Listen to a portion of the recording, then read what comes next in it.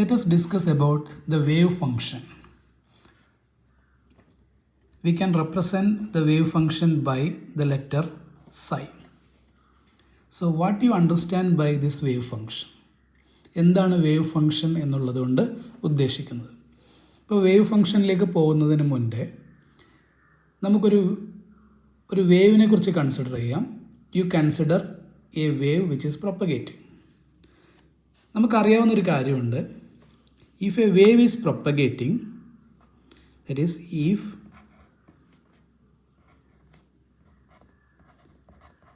if a wave propagates,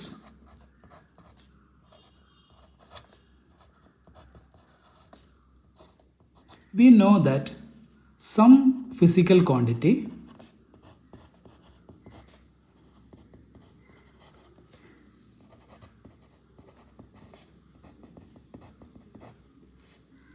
vary periodically.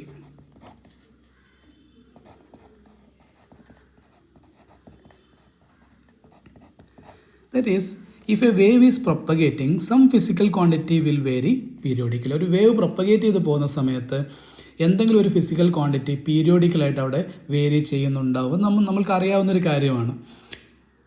ഒരു എക്സാമ്പിളായിട്ട് നമുക്ക് consider ചെയ്യാം. If you consider water wave.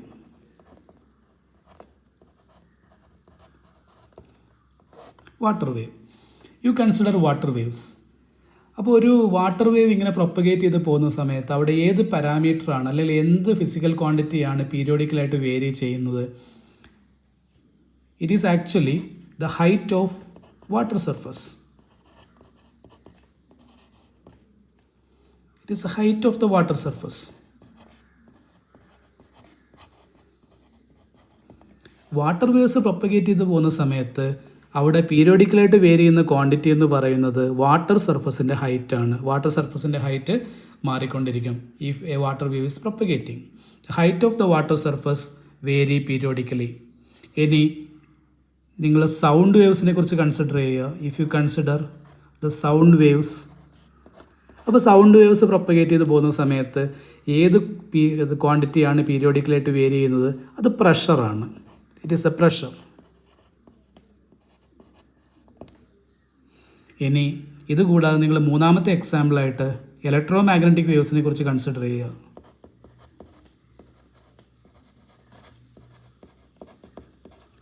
Electro magnetic waves. അപ്പോൾ electro magnetic waves propagate ചെയ്ത് പോകുന്ന സമയത്ത് ഏത് ക്വാണ്ടിറ്റിയാണ് പീരിയോഡിക്കലായിട്ട് വേരി ചെയ്തുകൊണ്ടിരിക്കുന്നത്? അത് നമുക്കറിയാം, അത് ഇലക്ട്രിക് ആൻഡ് മാഗ്നറ്റിക് ഫീൽഡാണ്.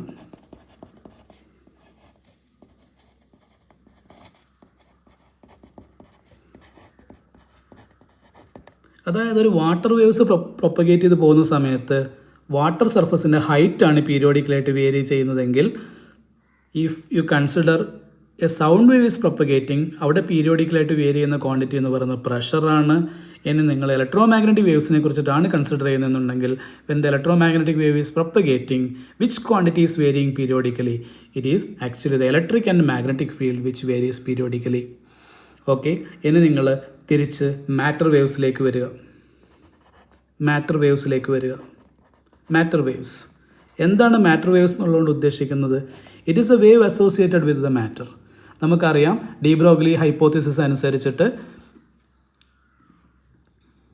The matter has wave nature as well as the particle nature. അപ്പം the wave associated with the matter ആണ് എന്ത്? മാറ്റർ വേവ് എന്ന് പറയുന്നത്. Okay, Now you consider a matter wave is propagating. നമ്മൾ നേരത്തെ പറഞ്ഞതുപോലെ നമ്മൾ നേരത്തെ എന്താണ് എടുത്തത്? എ വേവ് ഈസ് പ്രൊപ്പഗേറ്റിംഗ് എന്ന് പറഞ്ഞിട്ട് നമ്മൾ 3 എക്സാമ്പിളിലേക്ക് നമ്മൾ വന്നു. ഇനി നിങ്ങൾ കൺസിഡർ ചെയ്യേണ്ടത് മാറ്റർ വേവ്സിനെ കുറിച്ചിട്ടാണ്. If the matter wave is propagating, നമ്മൾ നേരത്തെ പറഞ്ഞ തിയറി അനുസരിച്ചിട്ടാണെങ്കിൽ അവിടെയും ഏതെങ്കിലും ഒരു ഫിസിക്കൽ ക്വാണ്ടിറ്റി പീരിയോഡിക്കലായിട്ട് വേരി ചെയ്യുന്നുണ്ടാവും. Okay, if the matter wave is propagating, there is some physical quantity which varies periodically. അങ്ങനെ പീരിയോഡിക്കലായിട്ട് വേരി ചെയ്യുന്ന ക്വാണ്ടിറ്റിയാണ് നമ്മളിവിടെ വേവ് ഫങ്ഷൻ എന്ന് പറയുന്നത്. Wave function. ഇപ്പം എന്താണ് wave function? when the matter wave is propagating, there is a physical quantity that varies periodically and that is called wave function. For example, ഒരു simple റെപ്രസെൻറ്റേഷനായിട്ട് ഞാനിങ്ങനെ പറയാം. Suppose you consider this is the matter wave which is propagating like this one. Okay, അങ്ങനെയാണെങ്കിൽ അവിടെ പീരിയോഡിക്കലായിട്ട് vary ചെയ്യുന്ന quantity എന്ന് പറഞ്ഞാൽ എന്താണ്? ഈ ഡിസ്റ്റൻസ് ആണ് പീരിയോഡിക്കലായിട്ട് വേരി ചെയ്തുകൊണ്ടിരിക്കുക. ഈ ക്വാണ്ടിറ്റിയാണ് നമ്മൾ എന്ത് പറയുന്നത്? This is called the wave function psi. Okay, so what is wave function psi? The quantity that varies periodically when the matter wave is propagating, that is called the wave function. So we can say in the case of matter waves, the quantity that vary periodically, and that is called the wave function. Please understand this one. Wave function, it is the quantity that is varying periodically when the matter wave propagates. അപ്പോൾ ഇതിനെ നമുക്ക് വേറൊരു തരത്തിൽ പറയാം. അതായത് matter വേവിൻ്റെ displacement ആയിട്ട് നമുക്ക് പറയാം. Okay, it is the displacement of the matter wave എന്ന് പറയാം. ഇനി നിങ്ങൾക്കറിയാം മാക്സിമം ഡിസ്പ്ലേസ്മെൻറ്റിനെ നമ്മൾ എന്താണ് വിളിക്കുക? ആംപ്ലിറ്റ്യൂഡ് എന്ന് വിളിക്കും. ഓക്കെ, അങ്ങനെയാണെങ്കിൽ നമുക്ക് വേവ് ഫംഗ്ഷൻ വേറൊരു തരത്തിലും നമുക്ക് പറയാൻ പറ്റും. It is the amplitude of matter wave എന്നും പറയാം. It is the amplitude of matter wave at any point in space.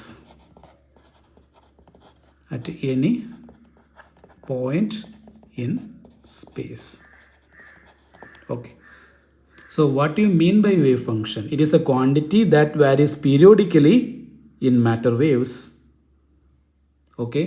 And it is a displacement of the matter wave, or simply we can say it is the amplitude of the matter wave. Both are correct because amplitude is the maximum displacement. It is the amplitude of matter wave at any point in space. ഇനി wave function psi, എന്താണ് ഈ psiയുടെ physical significance എന്ന് നമുക്ക് നോക്കാം. What is the physical significance?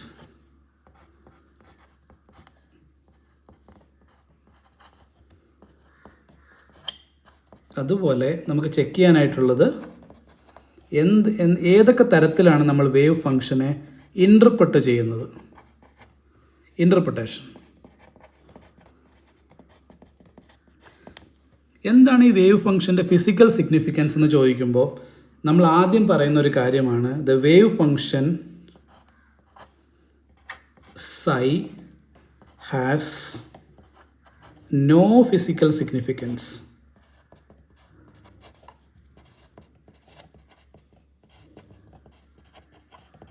ഇത് ശ്രദ്ധിച്ചിരിക്കണം.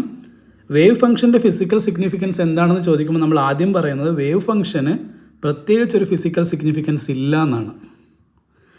Okay, പിന്നെ നമ്മൾ പറയുന്നൊരു കാര്യമാണ് ഈ വേവ് ഫംഗ്ഷൻ എന്ന് പറയുന്ന psi is actually a mathematical quantity.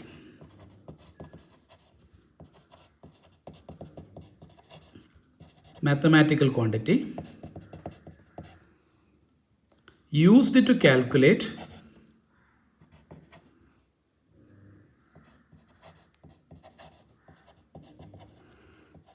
experimental result.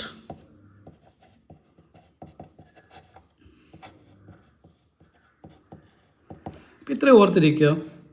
Wave function സൈയുടെ ഫിസിക്കൽ സിഗ്നിഫിക്കൻസ് എന്താണ്? സൈക്ക് പ്രത്യേകിച്ച് ഒരു ഫിസിക്കൽ സിഗ്നിഫിക്കൻസ് ഇല്ല എന്നാണ് നമ്മൾ പറയുന്നത്. Wave function psi has no physical significance, അത് ഓർത്തിരിക്കണം. പിന്നെ ഈ സൈ എന്ന് പറയുന്നത് it is actually a mathematical quantity that is used to calculate the experimental result. അത് നമ്മൾ അടുത്ത ഒരു സെക്ഷനിലേക്ക് പോകുമ്പോൾ ഇത് കുറച്ചും കൂടി നമുക്ക് മനസ്സിലാവും എന്താണ് ഈ പറയുന്നത് എന്നുള്ള കാര്യം. ഇനി വേവ് ഫംഗ്ഷന് രണ്ട് ഇൻ്റർപ്രിട്ടേഷനാണുള്ളത്. We can classify the two interpretations. ആദ്യത്തെ ഇൻ്റർപ്രിട്ടേഷൻ കൊടുത്തിരിക്കുന്നത് ഷ്രോഡിംഗർ ആണ്.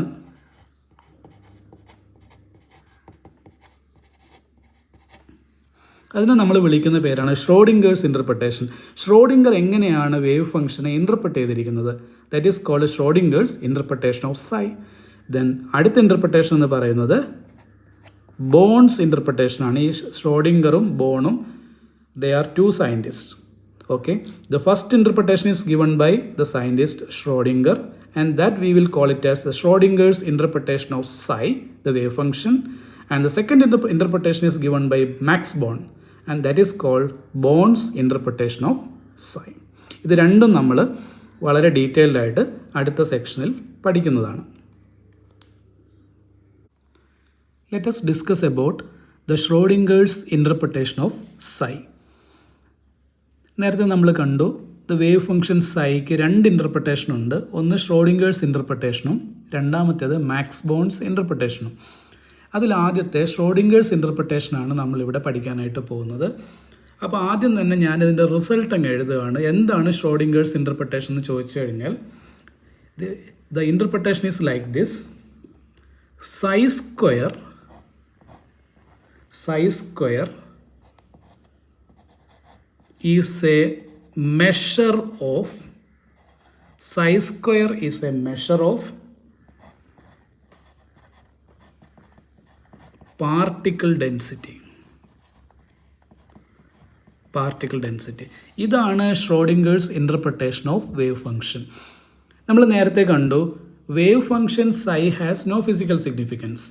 സൈക്ക് പ്രത്യേകിച്ചൊരു ഫിസിക്കൽ സിഗ്നിഫിക്കൻസ് ഇല്ലയെന്ന് നമ്മൾ നേരത്തെ കണ്ടു. പക്ഷേ psi സ്ക്വയറിന് ഒരു ഫിസിക്കൽ സിഗ്നിഫിക്കൻസ് ഉണ്ട്. അത് ഷ്രോഡിംഗേഴ്സ് ഇൻ്റർപ്രിട്ടേഷൻ അനുസരിച്ചിട്ട് എന്താണ് psi സ്ക്വയറിൻ്റെ ഫിസിക്കൽ സിഗ്നിഫിക്കൻസ് എന്ന് ചോദിച്ചാൽ psi square is a measure of particle density. This is the interpretation of psi by Schrodinger. Remember, psi has no physical significance, but psi square has a physical significance. What is that? Psi square is a measure of particle density. ഇനി ഇതിൻ്റെ ഒരു പ്രൂഫിലേക്കാണ് നമ്മൾ അടുത്തതായിട്ട് പോകുന്നത്. അപ്പോൾ നമുക്കറിയാം ഈ wave ഫംഗ്ഷനൊക്കെ അസോസിയേറ്റ് ചെയ്തിരിക്കുന്നത് മാറ്റർ വേവ്സുമായിട്ടാണ്. For the time being you consider an electromagnetic wave. അപ്പോൾ നമ്മളിവിടെ ഈ ഒരു പ്രൂഫ് തുടങ്ങുന്നത് ഒരു ഇലക്ട്രോമാഗ്നറ്റിക് വേവ്സിൽ നിന്നാണ്. U consider an electromagnetic wave like this one. Suppose the electromagnetic wave is propagating like this. Electromagnetic wave. And this is the maximum displacement, and we will call this as the amplitude of the wave A. Okay. ഇപ്പോൾ ഒരു electromagnetic wave propagate ചെയ്തെന്ന് വിചാരിക്കുക. അതിൻ്റെ amplitude എന്ന് പറയുന്നത് A ആണെന്നും വിചാരിക്കുക. ഇനി നമുക്കറിയാം electromagnetic wave carries energy. Electromagnetic wave energy carry ചെയ്യുന്നുണ്ടെന്ന് നമുക്കറിയാം. ഓക്കെ, അങ്ങനെയാണെങ്കിൽ what is the energy density? What is the energy density of electromagnetic wave? What is the energy density? അപ്പോൾ എന്താ എനർജി ഡെൻസിറ്റി എന്നുള്ളതുകൊണ്ട് ഉദ്ദേശിക്കുന്നത്? എനർജി ഡെൻസിറ്റി എന്ന് പറഞ്ഞു കഴിഞ്ഞാൽ it is the energy per unit വോളിയമാണ്. Energy per unit volume. നമുക്ക് സിമ്പിളായിട്ട് എനർജി ഡെൻസിറ്റി നമുക്ക് ഇങ്ങനെ റെപ്രസെൻ്റ് ചെയ്യാം: energy per unit volume. Okay, ഇനി നമ്മളൊരു റിസൾട്ട് ഡയറക്റ്റായിട്ട് എഴുതാൻ പോവുകയാണ്. ഇങ്ങനെ ഒരു ഇലക്ട്രോമാഗ്നറ്റിക് വേവ് പ്രൊപ്പഗേറ്റ് ചെയ്ത് പോകുന്ന സമയത്ത് this electromagnetic wave carries energy, then the energy per unit volume. The energy per unit volume, this is proportional to what? This is proportional to A square. Okay, remember this one. The energy density of electromagnetic wave is proportional to A square. A എന്താണ്? A എന്ന് പറയുന്നത് electromagnetic വേവിൻ്റെ amplitude ആണ്. ഇവിടെ നിന്നാണ് നമ്മൾ start ചെയ്യുന്നത്. The energy density of electromagnetic wave is proportional to the amplitude square. Okay. Now, this is an electromagnetic wave. നമുക്കറിയാം electromagnetic wave is actually a stream of photons. Electromagnetic waves എന്ന് പറഞ്ഞാൽ എന്താണ്? It is a stream of photon. It is a stream of photon. ഇനി ഒരു ഫോട്ടോണിന് energy എന്ന് പറയുന്നത് h nu ആണെന്ന് നമുക്കറിയാം. h nu is the energy of a single photon. Energy of a photon. അപ്പോൾ ഇലക്ട്രോ മാഗ്നറ്റിക് വേവ് എന്ന് പറയുന്നത് അത് ഒരു സ്ട്രീം ഓഫ് ഫോട്ടോൺ ആണെന്നും ഒരു ഫോട്ടോണിൻ്റെ എനർജി എന്ന് പറയുന്നത് h ആണെന്നും നമുക്കറിയാം. ഇനി നമ്മളുടെ ഇലക്ട്രോ മാഗ്നറ്റിക് വേവിനകത്ത് n ഫോട്ടോൺ ഉണ്ടെന്ന് വിചാരിക്കുക. n photon. Remember, suppose our electromagnetic wave contains n photon. അങ്ങനെയാണെങ്കിൽ ഈ മൊത്തം ഇലക്ട്രോ മാഗ്നറ്റിക് വേവിൻ്റെ എനർജി എന്തായിരിക്കും? നമ്മൾ എടുത്തിരിക്കുന്ന ഇലക്ട്രോ മാഗ്നറ്റിക് വേവിനകത്ത് n ഫോട്ടോൺ ഉണ്ടെന്ന് നമ്മൾ പറഞ്ഞു. ഒരു ഫോട്ടോണിൻ്റെ എനർജി h ആണെന്ന് നമ്മൾ പറഞ്ഞു. അങ്ങനെയാണെങ്കിൽ ആ ഇലക്ട്രോ മാഗ്നറ്റിക് വേവിൻ്റെ എൻ്റയർ എനർജി എന്ന് പറയുന്നത് ഈ എന്തായിരിക്കും? അത് nh ആയിരിക്കും. Okay, this is the energy of that electro magnetic wave. അങ്ങനെയാണെങ്കിൽ എനർജി ഡെൻസിറ്റി എന്തായിരിക്കും? നമ്മുടെ എനർജിയെ വോളിയം കൊണ്ട് ഡിവൈഡ് ചെയ്യുക. So the energy density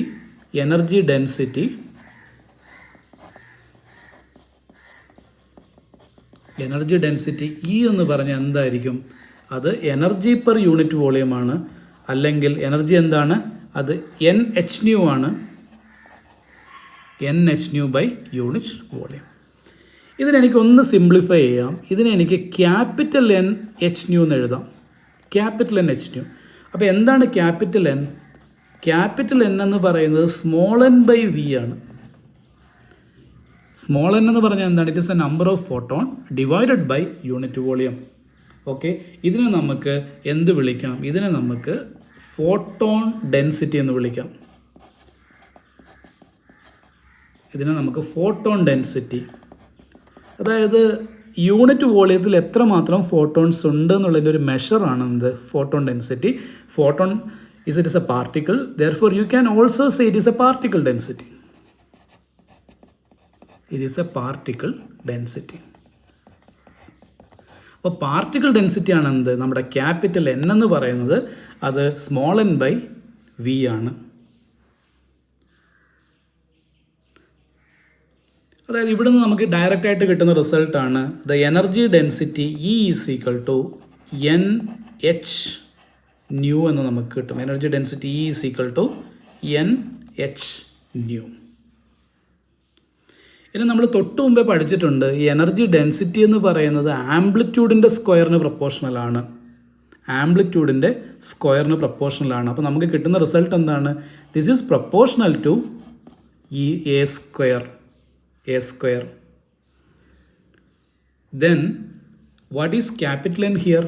Capital N എന്ന് പറയുന്നത് E by hν ആണ്. E by hν ആണ്. അപ്പോൾ ഓൾറെഡി E എന്ന് പറയുന്നത് A സ്ക്വയറിന് പ്രപ്പോർഷണലായിരിക്കുന്നത് കൊണ്ട് N എന്ന് പറയുന്നതും എന്തിനു തന്നെ പ്രപ്പോർഷണലായിരിക്കും? A സ്ക്വയറിന് പ്രപ്പോർഷണലായിരിക്കും. Because the numerator contains hν. For a given frequency, hν is a constant. Therefore, if E is proportional to A square, then N is also proportional to A square. അപ്പോൾ നമുക്ക് ഇവിടെ നിന്ന് കിട്ടുന്ന ഒരു ഇമ്പോർട്ടൻറ്റ് റിസൾട്ട് എന്ന് പറഞ്ഞാൽ എന്താണ്? If the electromagnetic wave is propagating, okay, then the photon density or particle density N is proportional to the square of the amplitude of the electromagnetic wave. This is our conclusion.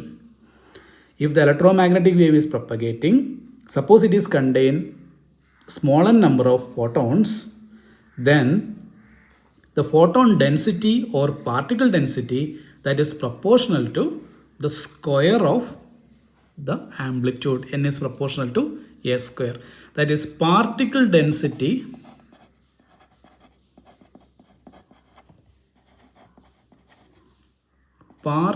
density is proportional to the square of the amplitude A square. This is the result we are getting from this electromagnetic wave. ഇനി ഇവിടെ നിന്ന് നമ്മൾ നേരിട്ട് matter വേവിലേക്ക് പോവുകയാണ്. Now you consider matter wave. Matter wave നമ്മൾ തൊട്ട് മുമ്പേ പറഞ്ഞു, ഒരു വേവിനകത്ത് ആംപ്ലിറ്റ്യൂഡ് വരുന്നത് പോലെയാണ് നമ്മുടെ മാറ്റർ വേവിനകത്ത് വേവ് ഫംഗ്ഷൻ വരുന്നത് നമ്മൾ നേരത്തെ പറഞ്ഞു. What you mean by the wave function? It is the amplitude of the matter wave. നിങ്ങൾ ഇതിനെ മൊത്തത്തിൽ ഒരു മാറ്റർ വേവായിട്ട് കൺസിഡർ ചെയ്യുകയാണെങ്കിൽ ഈ ആംപ്ലിറ്റ്യൂഡ് എന്ന് പറയുന്നത് എന്ത് തന്നെയാണ്? അത് വേവ് ഫംഗ്ഷൻ സൈ ആണ്. Okay, that is in the case of matter wave the amplitude is nothing but the wave function. അങ്ങനെയാണെങ്കിൽ നമ്മൾ മാറ്റർ വേവ്സിലേക്ക് വരുന്ന സമയത്ത് ഈ പാർട്ടിക്കിൾ ഡെൻസിറ്റി എന്ന് പറയുന്നത് എന്തിന് പ്രൊപ്പോർഷണലാണ്? ആംപ്ലിറ്റ്യൂഡ് സ്ക്വയറിന് പ്രൊപ്പോർഷണലാണ്. പക്ഷേ മാറ്റർ വേവിൽ ആംപ്ലിറ്റ്യൂഡിന് പകരം വരുന്ന ക്വാണ്ടിറ്റി ഏതാണ്? അത് വേവ് ഫംഗ്ഷനാണ്. So it is proportional to psi square. Psi square. Again, what is n here? N is the particle density. That is, we can directly write that the particle density, we can directly write the particle density is proportional to psi square. Particle density is proportional to psi square. So this is the interpretation of Schrödinger about the wave function psi. അതാണ് നമ്മൾ ആദ്യം ഇവിടെ എഴുതിയത്. Psi square is a measure of particle density. Psi square is a measure of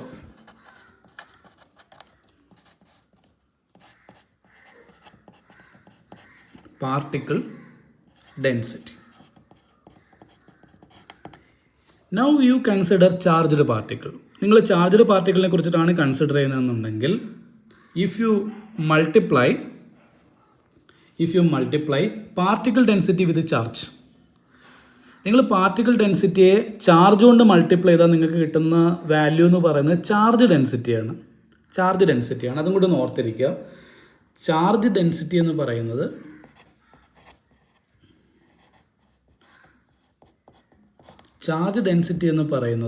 it is actually particle density multiplied by charge ആണ്. അത് E ആണ്. Okay, E represent the charge. So if you consider charged particle, then the charge density is actually particle density into E. അപ്പോൾ particle density സൈ സ്ക്വയറിന് proportional ആയിരിക്കുന്നത് കൊണ്ട് charge ഡെൻസിറ്റിയും എന്തിന് proportional ആയിരിക്കും? സൈ സ്ക്വയറിന് പ്രൊപ്പോർഷണൽ ആയിരിക്കും. കാരണം E എന്ന് പറയുന്നത് കോൺസ്റ്റൻ്റ് ആണ്. 1.6 × 10⁻⁻⁹ കൂളമ്പാണ്. അത് കോൺസ്റ്റൻ്റ് ആണ്. അപ്പോൾ നമുക്ക് വേറൊരു തരത്തിലും സൈ സ്ക്വയർ ഇൻ്റർപ്രറ്റ് ചെയ്യാം. Psi square is a measure of charge density. ഇത് രണ്ടും കറക്റ്റാണ്. Okay, so this is the Schrodinger's interpretation of psi. Even though psi has no direct physical significance, psi square has a physical significance, and this psi square is a measure of particle density. The next topic is Born's interpretation of psi. അപ്പോൾ wave function സൈക്ക് രണ്ട് interpretation ഉണ്ടെന്ന് നമ്മൾ പറഞ്ഞു. ആദ്യത്തേത് Schrodinger's interpretation, രണ്ടാമത്തേതാണ് Born's interpretation. According to Schrodinger's interpretation, psi square is a measure of particle density.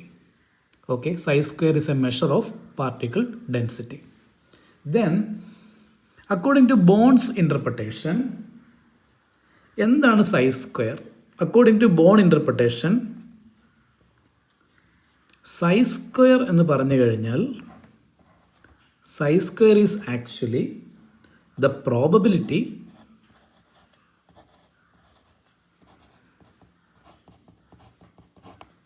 Of finding a particle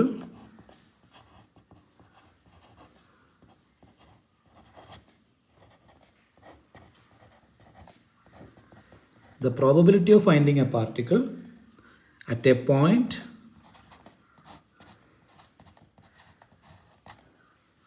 at a certain instant.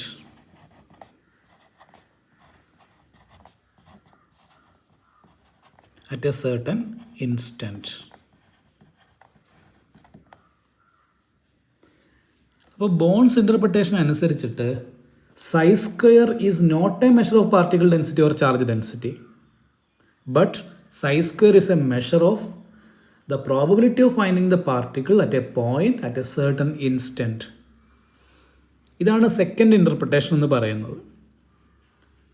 That is called Born's interpretation. According to Born, psi square is the probability of finding the particle at a point at a certain instant. ഒരു particular ടൈമിൽ ഒരു particular റീജിയണിൽ പാർട്ടിക്കിളിനെ കാണപ്പെടാനുള്ള സാധ്യതയാണ് എന്ത് സൈ square എന്ന് പറയുന്നത്. സൈ square എന്ന് പറയുന്നത്. അപ്പോൾ ഇവിടെ നിങ്ങൾ ഓർക്കേണ്ട ഒരു കാര്യം, psi is actually a function of position and time. നമ്മളിത് ഷ്രോഡിംഗേഴ്സ് വേവ് ഇക്വേഷൻ പറഞ്ഞപ്പോൾ നമ്മളിത് ഡിസ്കസ് ചെയ്തിട്ടുണ്ടായിരുന്നു. ഈ എക്സ് വൈ സെറ്റിനെ നമുക്ക് വേണമെങ്കിൽ ആർ എന്ന് റീപ്ലേസ് ചെയ്ത് കഴിഞ്ഞാൽ നമുക്ക് സൈ എങ്ങനെ എഴുതാം? Psi is actually psi of r t എന്ന് എഴുതാനായിട്ട് പറ്റും. ഇനി നിങ്ങൾ ഓർത്തിരിക്കേണ്ട ഒരു കാര്യം എന്ന് വെച്ച് കഴിഞ്ഞാൽ ഈ സൈ എന്ന് പറയുന്നത് it is a complex function. It is not a real function. Remember, the wave function psi is a complex function of real variable x, y and z. നമ്മൾ ഒരു 3 dimensional വേവ് ഫംഗ്ഷനെ കുറിച്ചിട്ടാണ് പറയുന്നത്. The wave function in 3D, that is why there is x, y and z. Okay, so the wave function is a complex function of real variable. ഇത് ഓർത്തിരിക്കണം, complex function of real variable. നമ്മൾ നേരത്തെ പറഞ്ഞതുപോലെ തന്നെ psyche പ്രത്യേകിച്ച് ഒരു physical significance ഇല്ലെങ്കിലും psi സ്ക്വയറിന് ഫിസിക്കൽ സിഗ്നിഫിക്കൻസ് ഉണ്ട്. According to Born, it is a probability of finding the particle at a point at a certain instant. അപ്പോൾ എന്തുകൊണ്ടാണ് സൈ നമ്മളിവിടെ പ്രോബബിലിറ്റി ആയിട്ട് കൺസിഡർ ചെയ്യാത്തത്? Because if you consider psi, നിങ്ങൾ psi മാത്രമാണ് കൺസിഡർ ചെയ്യുന്നതെന്നുണ്ടെങ്കിൽ സൈക്ക് പോസിറ്റീവ് വാല്യൂസും നെഗറ്റീവ് വാല്യൂസും വരാം. പക്ഷേ പ്രോബബിലിറ്റി ഒരിക്കലും നെഗറ്റീവ് ആവാൻ പാടില്ല. അതുകൊണ്ടാണ് നമ്മളിവിടെ സൈക്ക് പകരം സൈ സ്ക്വയറിനെ കൺസിഡർ ചെയ്യുന്നത്. Because psi square is always positive. Probability should be always greater than 0 or between 0 and 1. Anyway the probability is a positive quantity. അപ്പോൾ ഒരിക്കലും നമുക്ക് സൈയെ പ്രോബബിലിറ്റി ആയിട്ട് അസോസിയേറ്റ് ചെയ്യാനായിട്ട് പറ്റില്ല. പക്ഷേ സൈ സ്ക്വയറിനെ പ്രോബബിലിറ്റി ആയിട്ട് അസോസിയേറ്റ് ചെയ്യാനായിട്ട് പറ്റും.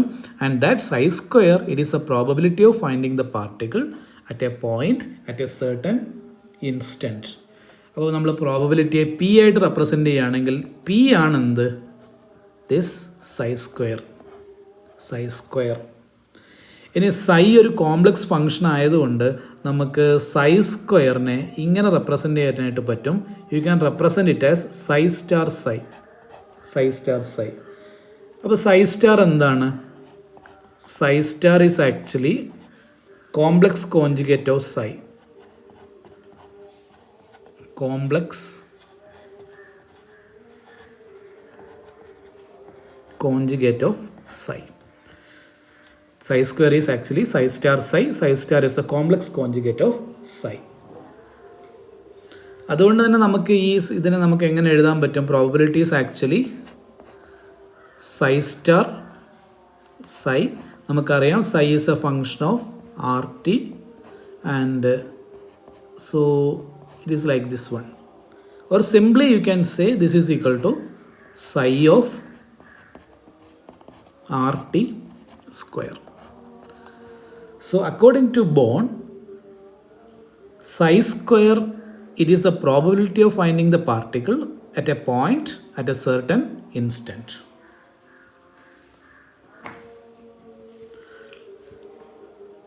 Then what is the total probability of finding the particle? Total probability.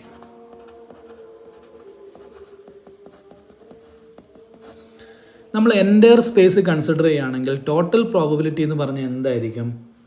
That is actually total means integration -∞ to ∞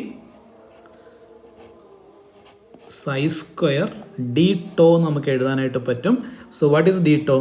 D tau is dx dy dz.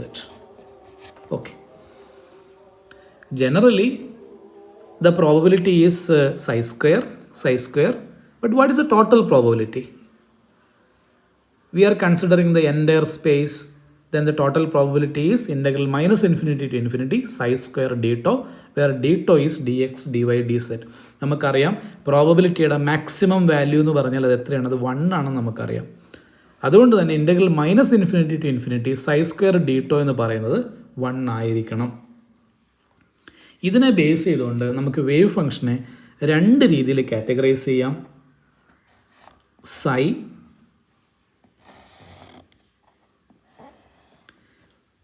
one is normalized and other is not normalized. എന്താണ് ഇത് ഉദ്ദേശിക്കുന്നത്? ഒരു wave function normalised ആണെങ്കിൽ നമ്മൾ നേരത്തെ എഴുതിയ ഈ equation satisfy ചെയ്യും. അതായത് integral -∞ to psi square d tau എന്ന് പറയുന്നത് 1 ആയിരിക്കും. If the wave function is normalised then integral -∞ to psi square d tau യുടെ വാല്യൂ എപ്പോഴും 1 ആയിരിക്കും. അങ്ങനെയുള്ള വേവ് ഫംഗ്ഷനെയാണ് നമ്മൾ നോർമലൈസ്ഡ് വേവ് ഫംഗ്ഷൻ എന്ന് പറയുന്നത്. ഇനി ചില കേസുകളിൽ integral -∞ to psi square d tau എന്ന് പറയുന്നത് 1 ആവില്ല. That is not equal to 1. അങ്ങനെ ആവുന്ന സമയത്ത് നമ്മൾ ഈ ഇൻ്റഗ്രേഷനെ നോർമലൈസ് ചെയ്യാൻ വേണ്ടി അതിനകത്തേക്ക് ഒരു നോർമലൈസേഷൻ കോൺസ്റ്റൻറ്റിനെ ആഡ് ചെയ്യും. That is when the wave function is not normalised we will add a normalising constant that is -∞ to അത് പറയുന്നതിന് മുമ്പ് നോർമലൈസ് ചെയ്യുക എന്ന് വെച്ച് കഴിഞ്ഞാൽ സപ്പോസ് നമ്മളുടെ ഒരു വേവ് ഫംഗ്ഷൻ psi ഈ ഇക്വേഷൻ സാറ്റിസ്ഫൈ ചെയ്യുന്നില്ല എന്ന് വിചാരിക്കുക. നമ്മൾ ഈ psi എങ്ങനെ മാറ്റും? ഈ psiയുടെ കൂടെ ഒരു കോൺസ്റ്റൻറ്റും കൂടി ആഡ് ചെയ്ത് n psi എന്ന് എഴുതും. Then we will substitute in this equation. Then it will become n square psi square d tau എന്ന് വരും. ഓക്കെ, ഇനി ഈ എൻ്റയർ ഇൻ്റഗ്രൽ 1 ആവുന്ന തരത്തിൽ നമ്മൾ ഈ കോൺസ്റ്റൻറ്റിൻ്റെ വാല്യൂ കണ്ടുപിടിക്കും. അതാണ് അടുത്തതായിട്ട് ചെയ്യുന്നത്. Always this integral should be equal to 1. അത് 1 അല്ലാതാവുന്ന അവസരങ്ങളിൽ നമ്മൾ ചെയ്യുന്ന ഒരു കാര്യമെന്ന് വെച്ച് കഴിഞ്ഞാൽ ഈ സൈയുടെ സ്ഥാനത്ത് നമ്മൾ n psi കൊണ്ട് റീപ്ലേസ് ചെയ്യുകയും നമ്മളത് ഇൻ്റഗ്രേഷനകത്ത് സബ്സ്റ്റിറ്റ്യൂട്ട് ചെയ്യുകയും ചെയ്യുന്നു. അതിനുശേഷം integral psi square d tau 1 വരുന്ന രീതിയിൽ നമ്മൾ ഈ കോൺസ്റ്റൻറ്റിൻ്റെ വാല്യൂ കണ്ടുപിടിക്കുന്നത്. ഏതോ ഒരു പർട്ടിക്കുലർ കോൺസ്റ്റൻറ്റിന് ഈ ഇൻ്റഗ്രേഷൻ്റെ വാല്യൂ എന്തായിട്ട് മാറും? അത് 1 ആയിട്ട് മാറും. അതുകൊണ്ട് തന്നെ ഈ കണ്ടീഷനെ നമ്മൾ വിളിക്കുന്ന പേരാണ് നോർമലൈസേഷൻ കണ്ടീഷൻ എന്ന് പറയും. ദെൻ അവിടെ n-നെ നമ്മൾ വിളിക്കുന്ന പേരാണ് നോർമലൈസേഷൻ കോൺസ്റ്റൻറ്റ്.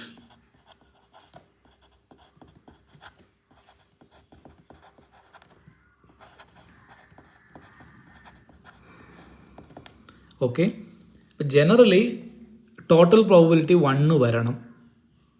അത് വരുന്ന രീതിയിലുള്ള വേവ് ഫംഗ്ഷൻ നമ്മുടെ കയ്യിലുണ്ടെങ്കിൽ അങ്ങനെയുള്ള വേവ് ഫംഗ്ഷൻ നമ്മൾ പറയും അത് നോർമലൈസ്ഡ് ആണെന്ന് പറയും. ഇനി ചില വേവ് ഫംഗ്ഷന് integral -∞ to psi square d tau 1 ആവില്ല. അങ്ങനെയുള്ള അവസരങ്ങളിൽ നമ്മൾ ചെയ്യുന്നത് കാര്യമെന്ന് വെച്ച് കഴിഞ്ഞാൽ ഈ സൈക്ക് പകരം നമ്മൾ n psi കൊണ്ട് റീപ്ലേസ് ചെയ്യും. ഈ സൈയെ നമ്മൾ n psi കൊണ്ട് റീപ്ലേസ് ചെയ്തതിന് ശേഷം നമ്മൾ ഈ ഇൻ്റഗ്രേഷൻ അത് സബ്സ്റ്റിറ്റ്യൂട്ട് ചെയ്യുന്നു. ഇനി ഇതിൻ്റെ വാല്യൂ 1 വരത്തക്ക രീതിയിൽ നമ്മൾ ഈ കോൺസ്റ്റൻറ്റിനെ കണ്ടുപിടിക്കുന്നു. ഏതോ ഒരു പർട്ടിക്കുലർ കോൺസ്റ്റൻറ്റിന് ദിസ് ഇൻ്റഗ്രലിൻ്റെ വാല്യൂ എന്തായിരിക്കും? അത് 1 ആയിരിക്കും. അങ്ങനെ വരുമ്പോൾ നമുക്ക് പറയാം നമ്മൾ വേവ് ഫംഗ്ഷനെ നോർമലൈസ് ചെയ്തു എന്ന് പറയാം. Okay, then that constant is called normalisation constant and this condition is called normalisation condition. ഇനി നമുക്ക് 1 ഡയമെൻഷണൽ മോഷനിലേക്ക് വന്നു കഴിഞ്ഞാൽ 1D മോഷൻ. That is, your wave function psi is a function of psi of not xyz, psi of x and t. Because there is no xyz, there is no y and z because it is 1 dimensional motion. That is, suppose the particle is moving from here to here at a particular point. ഇതിൻ്റെ value x1 ആണ്. കുറച്ച് കഴിഞ്ഞതിന് ശേഷം ഇതിൻ്റെ value x2 ആണ്. Now my question is, what is the probability of finding the particle in between x1 and s2? What is the probability?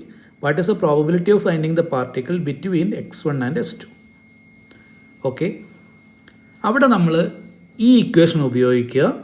-∞ to ക്ക് പകരം എന്ത് സബ്സ്റ്റിറ്റ്യൂട്ട് ചെയ്യണം? x1ഉം x2ഉം സബ്സ്റ്റിറ്റ്യൂട്ട് ചെയ്യുക. കാരണം ഇതെന്ന് പറയുന്നത് ടോട്ടൽ പ്രോബബിലിറ്റിയാണ്. അതായത് എൻ്റർ സ്പേസ് എടുക്കുമ്പോഴാണ് -∞ to ∞ ψ² d എന്ന് പറയുന്നത്. ഇനി ഒരു പർട്ടിക്കുലർ ഫൈനൈറ്റ് റീജിയണിനകത്തുള്ള പ്രോബബിലിറ്റിയാണ് കണ്ടുപിടിക്കേണ്ടതെന്നുണ്ടെങ്കിലോ ഇൻ്റഗ്രേഷൻ്റെ ഒരു ലിമിറ്റ് എന്ന് പറയുന്നത് x1 ആയിട്ട് സബ്സ്റ്റിറ്റ്യൂട്ട് ചെയ്യുക, അടുത്ത ലിമിറ്റ് എന്ന് പറയുന്നത് x2 ആയിട്ട് സബ്സ്റ്റിറ്റ്യൂട്ട് ചെയ്യുക. അങ്ങനെ വരുമ്പോൾ the probability p is equal to integral x1 to x2 ψ². It is a one-dimensional motion, therefore it is equal to ψ² dx. Now let us discuss about the properties of wave function psi. First property ആണ് psi must be finite for all x, y, z. ഏത് x y z നമ്മൾ എടുത്തു കഴിഞ്ഞാലും wave ഫംഗ്ഷൻ്റെ value finite ആയിരിക്കണം. ഒരു finite value ആയിരിക്കണം. It must not be infinite, it should be finite. For all x y z the value psi must be finite. Second point എന്ന് പറയുന്നത് psi must be continuous and single valued.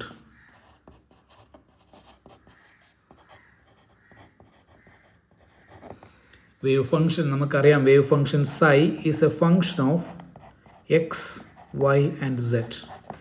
ഈ wave function, this function continuous ആയിരിക്കണം, അത് single valued ആയിരിക്കണം. For a given x y z it should be a single valued continuous function. ഇനി മൂന്നാമത്തെ കണ്ടീഷനാണ് psi tends to 0 as x tending to plus or minus infinity. അപ്പോൾ ഇവിടെ നമ്മൾ പറയുന്നത് ഒരു വൺ ഡയമെൻഷണൽ കേസാണ്. ഇത് 2Dക്കും 3Dക്കും കറക്റ്റാണ്. അതായത് നിങ്ങൾ psi ഒരു എക്സിൻ്റെയും ടൈമിൻ്റെയും ഫംഗ്ഷനായിട്ട് കൺസിഡർ ചെയ്യുക. Here also it is a function of time also. Okay. x plus or minus ഇൻഫിനിറ്റിയിലേക്ക് പോകുന്ന സമയത്ത് വേവ് ഫംഗ്ഷൻ എപ്പോഴും 0യിലേക്ക് പോകണം. ഇതാണ് ഇവിടെ പറഞ്ഞു വരുന്നത്. Whenever x tends to plus or minus infinity, your wave function should tends to 0. That is, നമുക്ക് എന്ത് പറയാം, psi should approach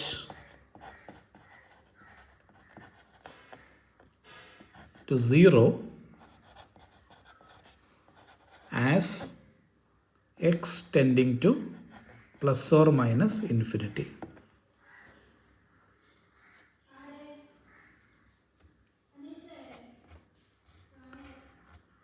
നാലാമത്തെ പോയിന്റ് എന്ന് പറയുന്നത്, suppose the particle is present in 3 states, psi1, psi2, then psi3. നമ്മൾ consider ചെയ്യാൻ പോകുന്ന particle, അല്ലെങ്കിൽ നമ്മൾ കൺസിഡർ ചെയ്യുന്ന പാർട്ടിക്കിൾ എന്ന് പറയുന്നത്, suppose it exist in 3 states, psi1, psi2, psi3. Suppose the particle is present in psi1, psi2 and psi3 state, then you can write the total wave function psi as a linear combination of psi1, psi2 and psi3. That is, you can write psi is equal to a into psi1 plus a1 psi1 plus a2 psi2 plus a3 psi3. ഇപ്പോൾ ഇവിടെ ശ്രദ്ധിക്കേണ്ട ഒരു കാര്യം, a1, a2, a3 എന്ന് പറയുന്നത് constant ആണ്, അത് complex നമ്പറാണ്. Complex number.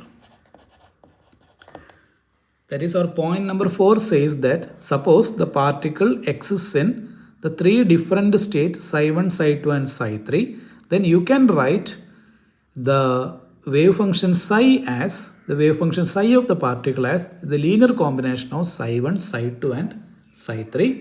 That is, psi is equal to a1 psi1 plus a2 psi3 plus a3 psi3. ഇനി അഞ്ചാമത്തെ പോയിന്റ് എന്ന് പറയുന്നത്, it is related to the degeneracy. എപ്പോഴാണ് ഒരു സിസ്റ്റം ഡീജനറേറ്റ് ആണെന്ന് പറയുന്നത്? You consider two wave function psi1 and psi2. psi1, psi2. നമ്മളെടുത്ത് രണ്ട് വേവ് ഫംഗ്ഷനുണ്ട്. ആ രണ്ട് വേവ് ഫംഗ്ഷനും സെയിം എനർജിയിലാണെന്ന് വിചാരിക്കുക. The same energy. Suppose you have two wave function, they are at the same energy. അങ്ങനെയാണെങ്കിൽ നമ്മൾ പറയും the system is said to be degenerate. The system is said to be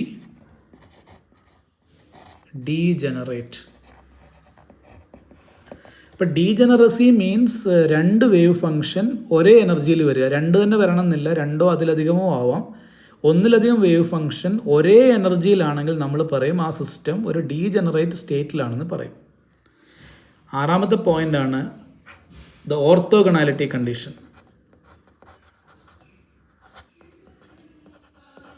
Orthogonality condition. So what do you mean by the orthogonality condition? Suppose psi1 and psi2 are orthogonal. psi1 ഉം psi2 orthogonal ആണെന്ന് എപ്പോഴാണ് നമുക്ക് പറയാനായിട്ട് പറ്റുക? Orthogonal.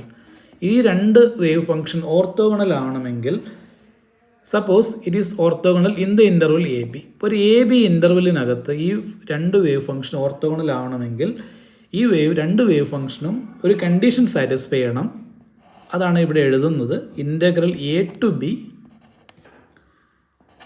psi2 star. psi2 star means the complex conjugate of psi2 into psi1 dx that is equal to 0. And this is called orthogonality condition. Orthogonality condition.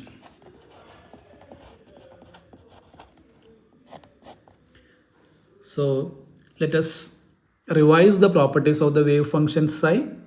Psi should be finite. For all x, y, z, the psi should be finite. The first point. Then psi should be continuous and single valued. For any x, y, z, its value should be, it is a single valued function and it should be continuous. Third point പറയുന്നത് x y or z അത് plus or minus ഇൻഫിനിറ്റിയിലേക്ക് പോകുന്ന സമയത്ത് wave function സീറോയിലേക്ക് tend ചെയ്തിരിക്കണം. That is the wave function should approach to zero as x tends to plus or minus infinity. ഇനി നമ്മുടെ particle 3 സ്റ്റേറ്റിൽ എക്സിസ്റ്റ് ചെയ്യുന്നു എന്ന് വിചാരിക്കുക. psi1, psi2, psi3. അങ്ങനെയാണെങ്കിൽ അതിൻ്റെ വേവ് ഫംഗ്ഷൻ നമുക്ക് ഈ 3 വേവ് ഫംഗ്ഷനെ ലീനിയർ കോമ്പിനേഷനായിട്ട് എഴുതാനായിട്ട് പറ്റും. So psi is equal to a1 psi1 plus a2 psi2 plus a3 psi3. a1, a2, a3 are complex numbers. അടുത്ത പോയിന്റ് നമ്പർ 5 പറയുന്നത് എന്താണ് ഡീജനറസിയുടെ condition. What is a condition for degeneracy? ഒന്നിലധികം വേവ് ഫംഗ്ഷൻ ഒരേ എനർജിയിലായിരുന്നു കഴിഞ്ഞാൽ നമ്മൾ പറയും the system is in or the system is said to be degenerate. ആറാമത്തെ പോയിന്റ് എന്ന് പറയുന്നത് ഓർത്തോഗണാലിറ്റി കണ്ടീഷനാണ്. രണ്ട് വേവ് ഫംഗ്ഷൻ ഒരു എ ബി ഇൻ്റർവെല്ലിൽ ഓർത്തോഗണൽ ആണെന്ന് പറയണമെങ്കിൽ integral A to B psi2 star psi1 dx 0 ആയിരിക്കണം. അപ്പോൾ ഇവിടെ ഓർക്കേണ്ട ഒരു കാര്യം psi1 is a function of x and t and psi2 is also a function of x and t. One dimensional കേസാണ് നമ്മൾ പറയുന്നത്.